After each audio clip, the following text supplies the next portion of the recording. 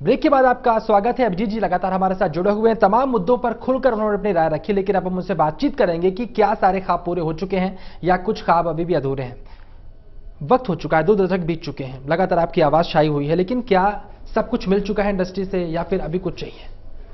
नहीं, मुझे इंडस्ट्री से कुछ नहीं चाहिए। मैं इंडस्ट्री में कभी भी नहीं था और मुझे कोई बोलता था कि फिल्म इंडस्ट्री के आप हैं, आप बॉलीवुड के हो, तो पहले बहुत अच्छा लगता था। लेकिन जैसे जैसे मैं उसमें घुसता गया तो मुझे मैक्सिमम 90% 85% लोग झूठे लगे। लेकिन वो उनकी मजबूरी है, उनका प्रोफेशन ही ऐसा है कि वो सर्वाइवल के लिए आप एक प्रोजेक्ट कर रहे हैं तो इट्स नॉट नेसेसरी वो डायरेक्टर फिर आगे रहेगा नहीं रहेगा। प्रोड्यूसर 2 पिक्चर बनाता हिट, चौथी पिक्चर के बाद ही वो उसके घर बिक जाता है। तो ये उनकी मजबूरी है कि वो लोग लॉयल नहीं हो सकते, वो सिचुएशन और उसके हिसाब से चलते हैं। तो मैंने इंडस्ट्री से जितना सीखा था मुझे ऐसा लगा कि नहीं, मैं नॉर्मल पर्सन होना ज़्यादा अच्छा है। सो थैंक गॉड जो मैं एक पढ़े लिखे बैकग्राउंड से हूँ और बहुत प्रैक्टिकल हूँ लाइफ में, तो मुझे अपने को सिर्फ म्यूज़िक इंडस्ट्री से हूँ यही सुनने में अच्छा लगता है। तो मुझे फिल्म इंडस्ट्री से तो कभी ना कुछ चाहिए था, ना अभी भी चाहिए। मेरे म्यूज़िक का फ़ायदा उठाया बहुत से लोग सुपरस्टार बन गए। सो मैं उनको क्रेडिट देने से ज़्यादा मैं खुद को क्रेडिट दूंगा कि मेरी वॉइस की वजह से एक स्टार सुपरस्टार बन जाता है और वही सुपरस्टार कुछ वॉइस दूसरे यूज़ करके बाद में मैंने उनको डिमोस्टेड होते देखा है, नीचे गिरते हुए देखा है। चाहे आज कितने भी बड़े सुपरस्टार हो, लेकिन लोग अब उनकी पिक्चरें नहीं लाइक करते, ना उनके गाने सुने जाते हैं। उस टाइम ज़बरदस्ती पैसे दे दे के टीवी पे आप उसको वायरल कर रहे हो, सब कुछ कर रहे हो, लेकिन जैसी पिक्चर के 8 हफ्ते 10 हफ्ते 20 हफ्ते पता नहीं क्या क्या लिख के 200 करोड़ 300 करोड़ बोल के नीचे उतरते हैं, उसके बाद गाना कहाँ सुनाई पड़ता है? सीधा रेडियो में आइए, हमारे गाने बजते हैं।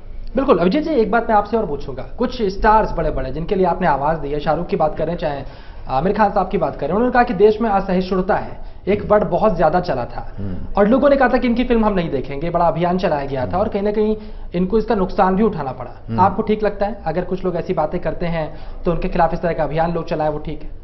भाई, ये अधिकार आपको दिया किसने? इसी देश ने आपको एक सुपरस्टार माना, आपका नाम कभी नहीं पड़ा और आपके नाम पे कहीं ये नहीं लिखा था कि आप मुसलमान हो या हिंदू हो, आपको एक इंडियन माना। हमको कभी लगता ही नहीं था कि इस तरह का नाम एक हिंदू है, मुसलमान है, ये तो एक प्रोडक्ट हमारे लिए बन गया था।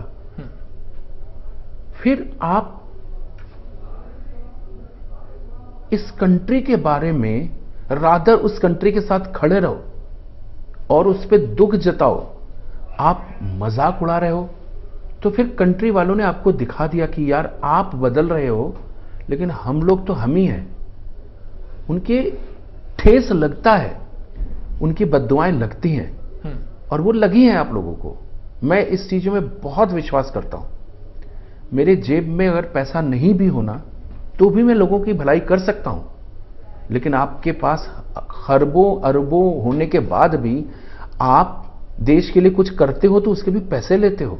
आप टीवी में बहुत बड़ा एक प्रोग्राम आता था आमिर खान साहब का, मालूम पड़ा उस प्रोग्राम को 2-2 चैनल पे एक साथ दे रहे हैं। पब्लिक को आप दिखा रहे हो कि ये करना चाहिए, मैं आपके साथ खड़ा हूं, और गिन रहे हैं कि खड़े होने के कितने पैसे हैं, उस चैनल से भी ले रहे लेते। ये दोगलापन आप करते हो, ये देश के साथ बहुत बड़ा मतलब धोखेबाजी है। आप देश के लिए नहीं कर रहे हो कुछ, आप पैसे चार्ज कर रहे हो उसके लिए। तो कहीं ना कहीं तो खुल के ये बात सामने आएगी ना, और इनके ऊपर एक्शन होना चाहिए कि वाई देश है कि हम कंट्री के लिए काम कर रहे हैं, प्रोफेशनली आप पैसे लेके कर रहे हो। बिल्कुल। एक मुस्लिम धर्मगुरु इस वक्त बहुत चर्चा में है, मुंबई में डोंबिवली में उनका ऑफिस भी है। उनके भाषणों को सुन के बांग्लादेश में कुछ आतंकवादी जो अभी मारे गए हैं, उन्होंने कहा कि हम इनके भाषणों को सुनकर प्रभावित हुए थे। क्या ऐसे लोगों को हिंदुस्तान में रहना चाहिए और उनकी जो प्रॉपर्टीज वगैरह है उस पर कार्रवाई होनी चाहिए? आपको क्या लगता है? नहीं, हिंदुस्तान में क्या, कहीं पे भी नहीं रहना चाहिए इनको, कहीं पे भी नहीं रहना चाहिए। इवन जेल तक में जगह नहीं होनी चाहिए, इनको रहना ही नहीं चाहिए, ऐसे लोगों को रहना ही नहीं चाहिए। मैं एक बार जिनकी बात कर रहे हैं, शायद मैं उनके पिताजी को एक बार मिला था। उनके पिताजी ने जितना फ्लाइट में मेरे बगल में बैठ के, मुझे याद है कि शायद क्योंकि नाम सेम है तो उनके पिताजी ही होंगे, उन्होंने हमको गीता के बारे में और हमारे हिंदू देवी देवताओं के बारे में इतना ज्ञान दिया, इतना नॉलेज जितना एक हिंदू को नहीं होता, उतना नॉलेज इनके पिता में था। वो सुन के मैं उनसे बोलने लगा, आपको इतना नॉलेज है? बोला हाँ जी, हम इस देश में रहते हो तो इस देश के सारी चीजों से हमको वो है। और एकदम से इतना बड़ा ट्रांसफॉर्म हो जाएगा, एक बेटा निकलेगा जिसको भी उतना ही नॉलेज है, लेकिन उसको वो ले जाता देश के खिलाफ, हमको मारने के लिए। तुमको जीने का कोई अधिकार नहीं है, लेकिन तुम हमको मरवा रहे हो, तुम हमको मार रहे हो। चलिए, बिल्कुल ही तमाम मुद्दों पर अभिजीत जी ने खुलकर बातचीत की। लेकिन जब अभिजीत जी स्क्रीन पर बैठे होते हैं तो तमाम जो व्यूवर्स होते हैं उन्हें इस बात की उम्मीद रहती है कि बड़ा खूबसूरत सा एक गीत सुनाई पड़ेगा। इस वक्त आपको लाखों लोग MS1 न्यूज के माध्यम से आपके तमाम फैंस देख रहे हैं। अभिजीत जी, कोई म्यूजिकल संदेश अगर अपने फैंस को आप देना चाहें? मैं भारतीय महिलाओं के लिए एक गाना डेडिकेट करना चाहता हूं। तुम दिल की धड़कन में रहते हो, तुम दिल की धड़कन में रहते हो। भारत माता की जय। बिल्कुल, वंदे मातरम। बहुत बहुत शुक्रिया हमसे बातचीत करने के लिए और इस खूबसूरत गीत के लिए।